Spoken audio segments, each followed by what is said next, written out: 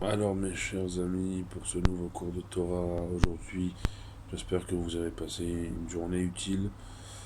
Vous le voyez à ma tête, Baruch Hashem, on est fatigué, mais pour les bonnes nouvelles, comme je vous ai annoncé hier, ce matin, ça s'est concrétisé, Baruch Hashem, la signature de mon appartement ce matin à Jérusalem, à Yerushalayim. Donc je peux vous le dire ce soir devant vous, officiellement, je suis un habitant de Jérusalem, Baruch Hashem. Et j'ai oublié de vous dire hier que dimanche matin, donc avant-hier, j'avais été prié au Kotel pour la première fois depuis que j'étais revenu en Israël. Et c'est sans doute cette prière au Kotel dimanche matin qui a débloqué la signature ce matin de l'appartement, de mon appartement maintenant. J'ai le contrat devant les yeux, j'ai même les clés de mon appartement à Yerushalayim, du côté de Gilo. Et Baruch Hashem, on revient à la maison, puisque ce quartier de Gilo, je l'ai habité il y a 15 ans quand j'étais déjà en Israël à l'époque. Et on y revient à Yerushalayim, habitant de Jérusalem. Qu'est-ce qu'on peut demander de mieux? Baruch Hashem. Donc voilà, je suis rentré ce soir sur Ashdod, dans le sud, le temps de mettre en place toutes les choses à amener à mon appartement à Yerushalayim. Mais c'est que du bon, c'est que des bonnes nouvelles. Même si c'est vrai que ce soir, voilà, on a vu que ça a sonné à Naharia. Donc le, le périmètre s'élargit pour ce qui est du nord. Dans le sud, on a atteint le chiffre hier déjà symbolique et terrible de 600 soldats tombés depuis le 7 octobre. Symbolique et terrible, surtout terrible bien sûr ce chiffre, 600 soldats. Et comme on l'a dit, comme le rabbin nous le dit, que malgré ce sentier étroit, nous, peuple juif, on continue à marcher droit, droit dans nos convictions, celle de Paracha de la semaine, on l'a dit chez Mini, c'est ce qui est Merla Teva, ce chiffre 8 qui est au-delà de toute logique hebdomadaire, qui nous invite à nous dépasser, à être dans cette huitième dimension, ce huitième jour. Également une semaine, vous le savez, une semaine qui va nous mener vers un Shabbat à Chodesh, le Shabbat où on va sortir un deuxième Sefer Torah, on lira la proclamation que ce mois de Nissan qui s'approche, eh bien c'est la tête des mois. La Gemara dans Rosh Hashanah va plus loin, quand elle décrit au début, dans la première Mishnah, les différents Rosh Hashanah de l'année. En parlant du premier Nissan, elle désigne le Rosh Hashanah la Melachim, premier Nissan, le Rosh Hashanah des rois. Et donc c'est un renouveau. On en parlera avec Birkat Ilanot, mais déjà, hein, dès ce Shabbat, on proclame que ce Chodesh là, ce mois de Nissan qui s'approche, c'est la tête des mois, comme on l'a dit également hier, que la Gemara elle est claire là-dessus. En Nissan on a été délivré, en Nissan on sera délivré. On quitte 2 mois de joie, la joie de Hadar, des 2 mois de Hadar, et on rentre dans un mois de Géoula, un mois de délivrance. Également, ce Shabbat sera un Shabbat Mevachim à Chodesh, puisqu'on va bénir ce Shabbat, le nouveau mois de Nissan qui rentrera, il me semble, le 7, c'est-à-dire dimanche, si je ne me trompe pas, vous me corrigerez. Donc voilà, c'est Pessah approche, inévitablement, il y a beaucoup d'halachot, beaucoup de lois à revoir.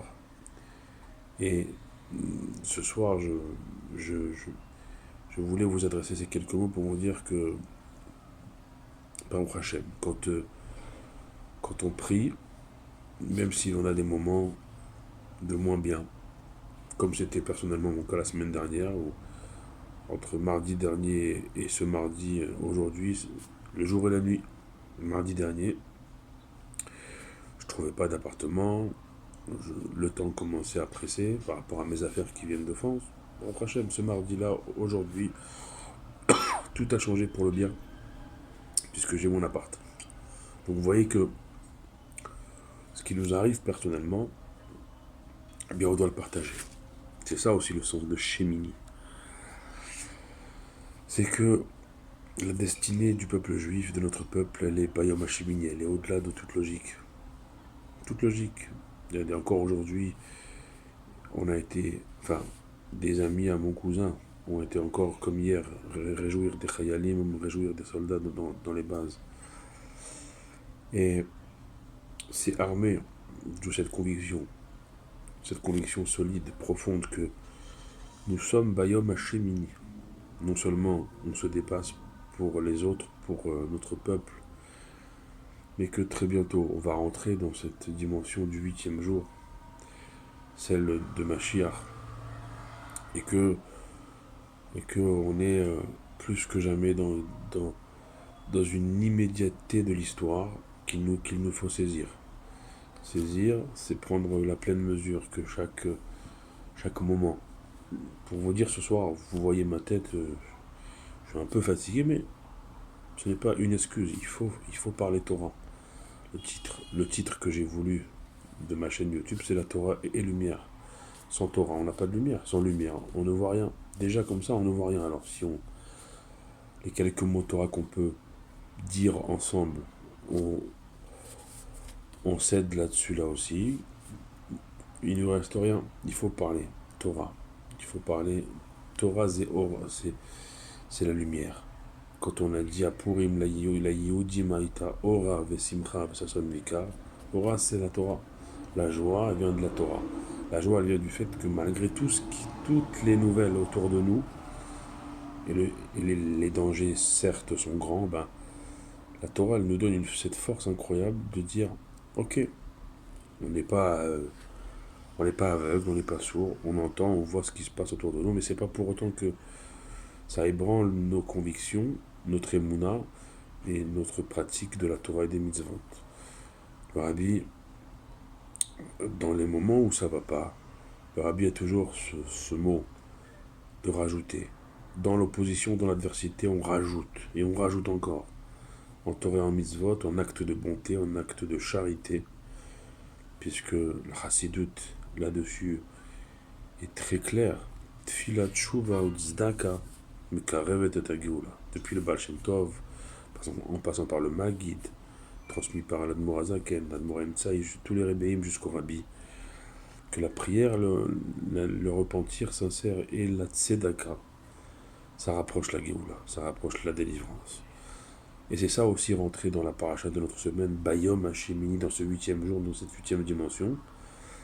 Se surpasser, ça veut dire faire ce qu'on appelle Messirut Nefesh, don de soi, et ne jamais oublier que Dieu n'oublie personne, et que Dieu, même ceux qui sont tombés, comme ces 600 soldats qu'on a évoqués, et tous les autres qui sont tombés, bien sûr, les civils qui ont été massacrés, les otages, toujours otages, 134, toujours otages, eh bien, que nos ennemis ne s'y trompent pas.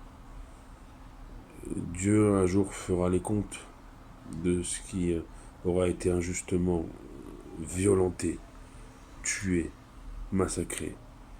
Et Dieu, ceux qui ont été mashpil, ceux qui sont tombés, comme nos soldats, trop nombreux, comme nos civils, trop nombreux, ceux qui ont été gardés captifs, comme nos otages, et bien ceux qui ont été en bas, dans ces derniers instants de l'exil, Dieu il va à la Géoula, à la délivrance, les élever au plus haut.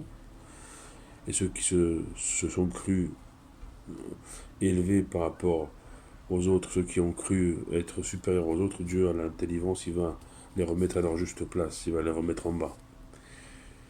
Nous, on doit rester et faire ce qu'on a à faire, ce qu'on appelle en chassidut bitul haratzon.